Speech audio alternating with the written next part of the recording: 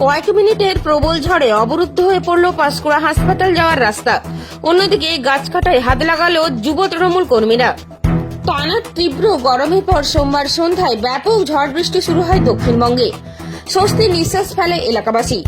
পূর্ব মেদিনীপুর জেলার একাধিক এলাকার পাশাপাশি পাঁশকুড়া এলাকার জাতীয় সড়ক, রাজ্য সড়ক ও গ্রামীণ সড়কগুলোর ওপর একাধিক গাছপালা ভেঙে পড়ে। প্রবল ঝড়ে পাঁশকুড়া সুপার স্পেশালিটি হাসপাতাল ঢোকার মুখেই একটি গাছ রাস্তার ওপর পড়ে রাস্তা অবরুদ্ধ হয়ে পড়ে। রোগীদের যাতায়াতের অসুবিধা হবে বলে সূত্রের খবর।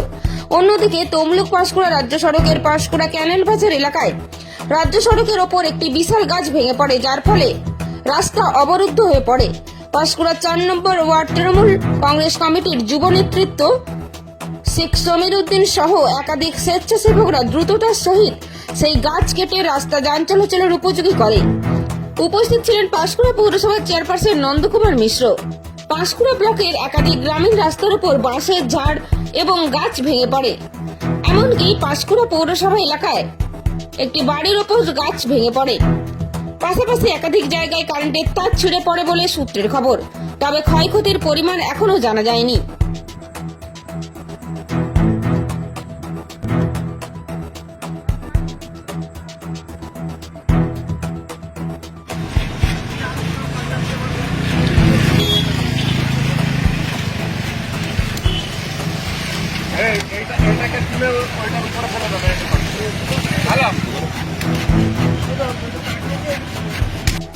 আমরা তৃণমূল কংগ্রেস, তৃণমূল যুব কংগ্রেস 365 দিন কাজের মধ্যে থাকি।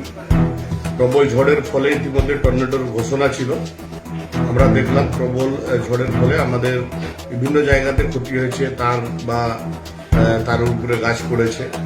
আমরা খবর পেলাম ইতিমধ্যে আমাদের গ্রুপের মধ্য দিয়ে, তাতে জানতে পারলাম পাঁশকুড়া ক্যানেল বাজারেও একটা বড় খিরিস গাছ রাস্তার উপরে পড়ে রাস্তা প্রায় আধা ঘন্টা বন্ধ হয়ে যায়।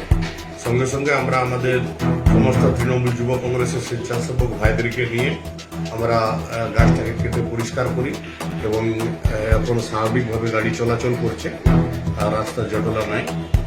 তো আমরা এই ঝড়ে যে ক্ষতি হয়েছে সবাইকে আহ্বান জানাবো যে এভাবে নিজেদেরকে ড্রাইভ করে দিয়ে যাতে আমরা পরিষ্কার পরিচ্ছন্নগুলো নজর রাখতে পারি।